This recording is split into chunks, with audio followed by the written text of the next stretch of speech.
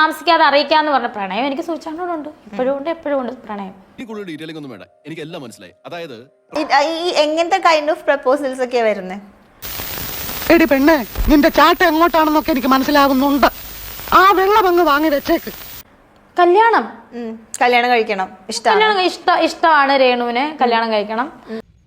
ആത്മപ്രശംസ ആത്മഹത്യയേക്കാൾ ചീപ്പാണെന്ന് എനിക്കറിയാം. എന്നാലും ചില സത്യങ്ങൾ വിളിച്ചു പറയാതിരിക്കാൻ എനിക്ക് സാധിക്കില്ല. സോറി. കുഞ്ഞിനെയും പൊന്നുപോലെ നോക്കിയോളാം, മോനെയും പൊന്നുപോലെ നോക്കിയോളാം, രേണുവിനെയും പൊന്നുപോലെ നോക്കി. എവിടെ നോക്കും നടന്നപ്പോ പറഞ്ഞറിയാമോ എന്നവർക്ക് കെട്ടിച്ചു കൊടുക്കുന്നു.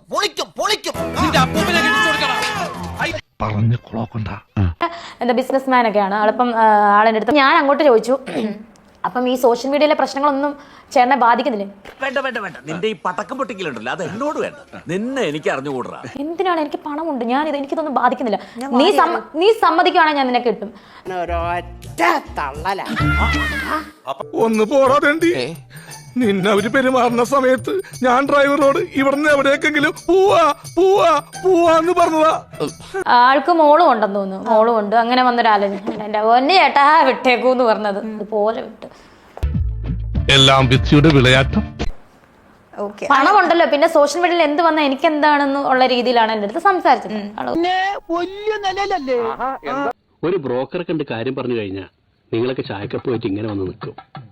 ബിസിനസ്മാനാണ്, അത്യാവശ്യം എല്ലാം സെറ്റ് ഉള്ള ആളാണ്. അതങ്ങ് ആ സമയത്ത് അങ്ങനെ പറഞ്ഞു, അതങ്ങനെ നിർത്തി. ഒരു വലിയ കാര്യം തന്നെ കുഞ്ഞിക്കണ്ണ. ആലോചനയായിട്ട് വന്നതാണ്. വീട്ടുകാരെ വിടാം എന്ന് പറഞ്ഞു വന്നതും ഇപ്പോഴല്ല, ഒരു 4-5 മാസത്തിന് മുന്നെയാണ്.